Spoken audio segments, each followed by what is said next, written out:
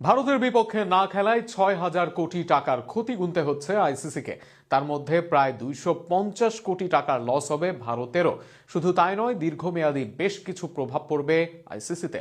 বাংলাদেশের বিশ্বকাপ না খেলায় শুরুতে কয়েকশত কোটি টাকার লস হয়েছে আইসিসির, এবার তা ছাড়াচ্ছে ৬,০০০ কোটিরও বেশি।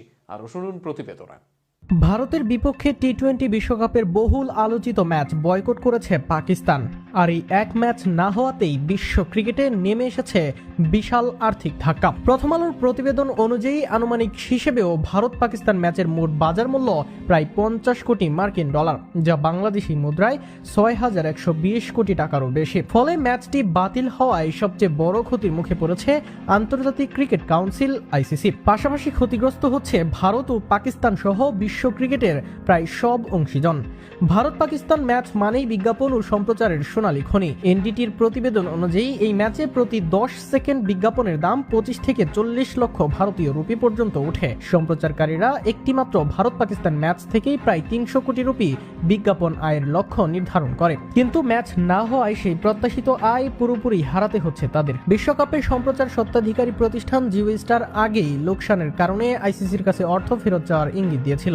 ভারত পাকিস্তান ম্যাচ বাতিল হওয়ায় সেই দাবি আরো জোরালো হতে যাচ্ছে। তথ্য অনুযায়ী বিশ্বকাপের প্রতিটি ম্যাচে গড় অভ্যন্তরীণ মূল্য ধরা হয় প্রায় 138.7 কোটি রুপি। সবচেয়ে মূল্যবান ম্যাচটি বাদ পড়ায় আইসিসির সামগ্রিক আয়ের বড় ধস নামার আশঙ্কা তৈরি হয়েছে। এর সরাসরি প্রভাব পড়বে আইসিসির সদস্য দেশগুলোর উপর। সম্প্রচারকারীরা যদি আইসিসির কাছ থেকে অর্থ ফেরত চায়, তাহলে আইসিসির বিতরণযোগ্য আয় কমবে। অর্থাৎ ভারত ও পাকিস্তানের পাশাপাশি অন্য পূর্ণ সদস্য এবং বিশেষ করে সহযোগী দেশগুলো অনুদান কম পাওয়ার ঝুঁকিতে পড়বে। ছোট দেশগুলোর জন্য এটি বড় আর্থিক সংকট ডেকে আনতে পারে। ভারত ও পাকিস্তান দুই বোর্ডই প্রত্যক্ষ ও পরোক্ষভাবে প্রায় 200 কোটি রুপির করে ক্ষতির মুখে পড়তে পারে বলে ধারণা করা হচ্ছে।